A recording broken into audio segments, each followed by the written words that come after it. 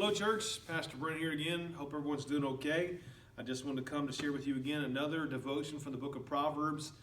Today found in Proverbs chapter 26, verse 22, in which Solomon says, "The words of a whisper are like dainty morsels. They go down into the innermost parts of the body." I love this proverb.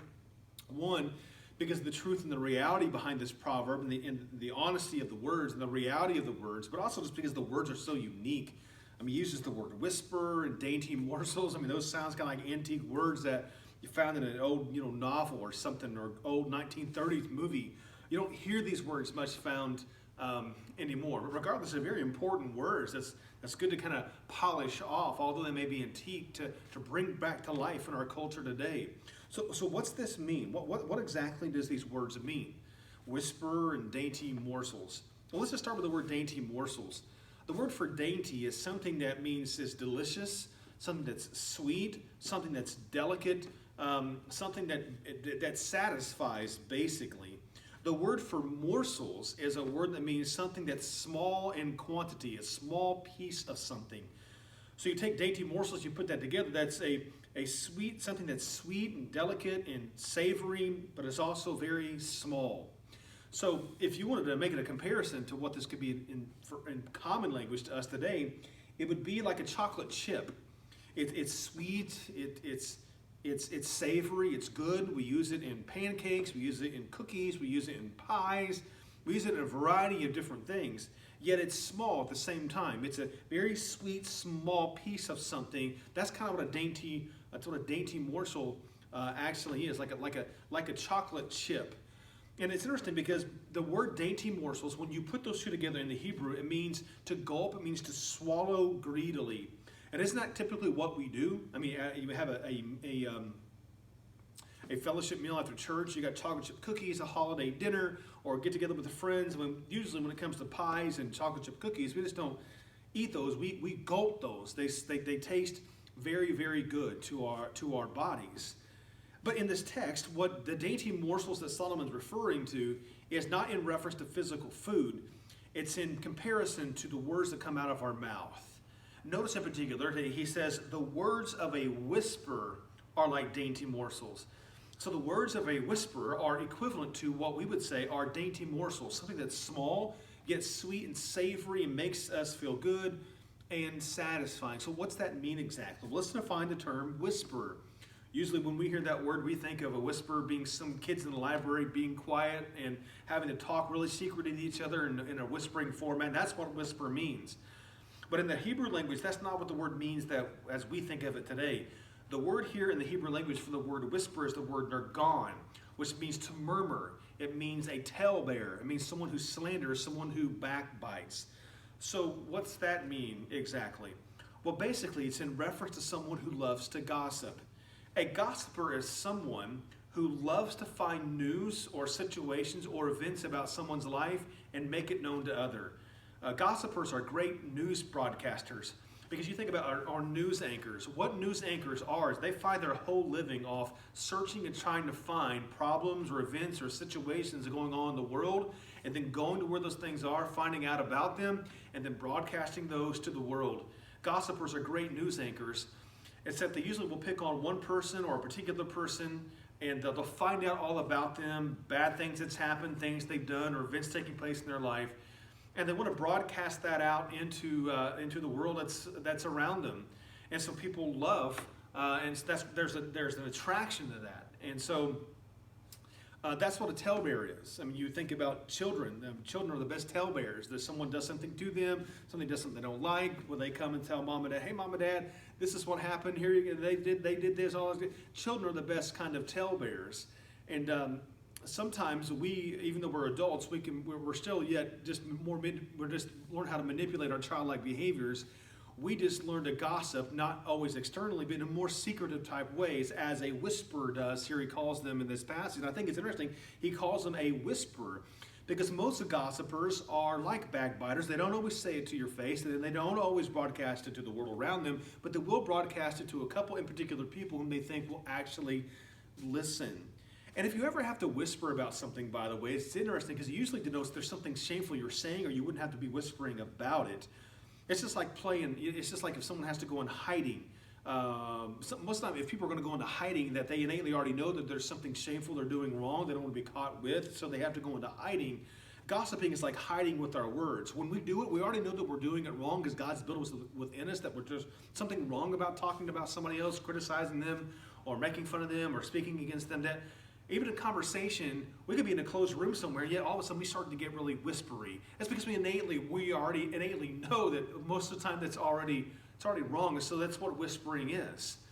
But so this whispering of words that's in comparison to like dainty morsels that are delicious, Solomon says they go into the innermost parts of our soul. Well, what's that mean? Well, the innermost part of our soul, as we've talked about before, that's where our heart is. It's where our emotions, our feelings, our conscience, and our attitude is like.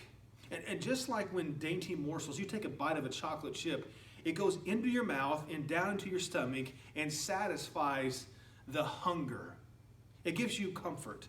You see, when we eat chocolate chips or we eat morsels, most of the time that's not a full course meal. We eat those things as a means for comfort, as a means to satisfy us in some way. Well, in a similar way, the words of a gossiper oftentimes are perfect and delightful to someone who's hungry for them. Now, what kind of a person would desire and would find satisfaction hearing the news of somebody else? Well, it's someone who's hungry. And I'm not meaning hungry in the spiritual and the physical sense of needing food. I'm talking about hungry in the sense that inside of them, most people who love to listen to gossip, there's a hunger in them because they want to have some sort of comfort. They feel insecure with themselves. They feel inferior. They have a low self-esteem. They have a self-hatred for themselves. They don't feel like they're really worth anything. And because of that, then, they need to have the mistakes of others told to them or the problems of others told to them because that gives them comfort. Because they already feel terrible about themselves, that if they hear the news of someone else, it satisfies the emptiness and the loneliness within them and makes them for a temporary time feel like they're actually better than somebody else.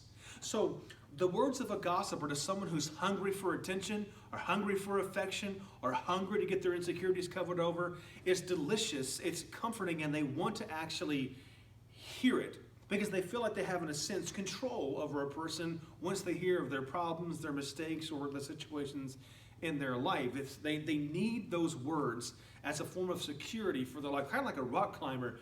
A rock climber needs holes in the rock to put his feet and arms into to climb up the rock that he couldn't do any other way.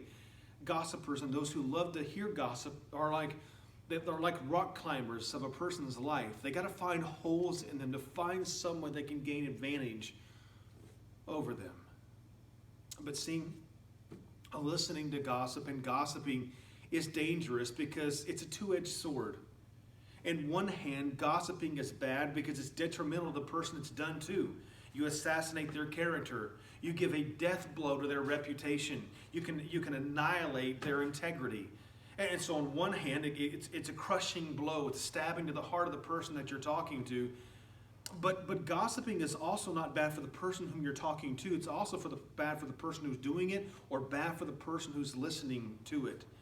You see, you know as well as I do that if you eat enough of these dainty morsels, you eat enough of those chocolate chips, two things are going to happen in your life that can happen. One, you're going to begin to swell. You're going to begin to get big with all the different things that you're eating. And if you eat those things long enough, a second thing that can happen is a heart disease can develop for all the bad food that you're eating. Sometimes gossiping and listening to gossip in particular is just like that. When we listen to gossip, it can make us swell in a sense. Our heart can become proud, thinking that we've got one up on somebody else and make ourselves comparable, make ourselves to seem better than somebody else, which is a form of judgment that's wrong anyway, and a form of pride that we use. But if that hearing of gossip is left unchecked, then what can also happen then is that it can lead to our heart being diseased with the thing called sin. You see, if we have to consistently listen to gossip, we only usually listen to gossip because that ultimately does not bring glory to God. And by the way, our ears and what we listen to, along with what we touch, see, feel, and everything else, should all bring glory to God. But when we gossip, we don't bring glory to God because we're relishing and enjoying someone else's sin. But when we listen to gossip, we're ultimately idol worshipers because we're glorifying and satisfying ourselves at the expense and the failure of another person. And that's a form of idol worship, and that's detestable in God's sight. If that's left long enough, it creates a corruption within our heart, which leads to a heart disease that, if not kept in check, can lead to spiritual death in our life. May I challenge you today, what do our ears listen to? The next time that someone, first of all, if you and I begin to gossip, may God strike us and check our hearts, our mouth, before we ever say anything. And secondly, maybe people of character, not just with our mouth, not with our heart and hands, all of those things in our eyes, but even also with our ears.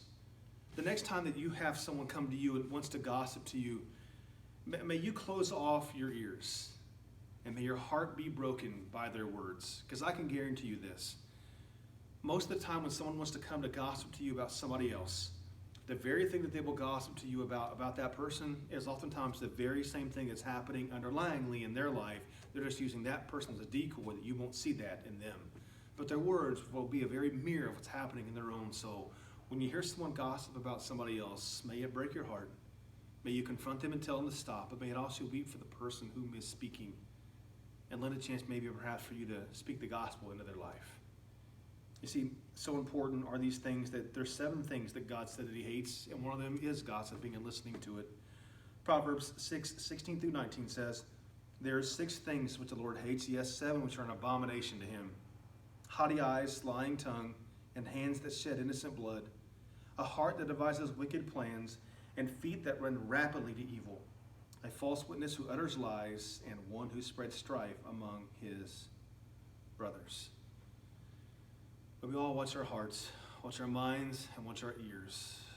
And may we all be people who have a heart, mind, and ears for the glory of God. Blessings to you guys.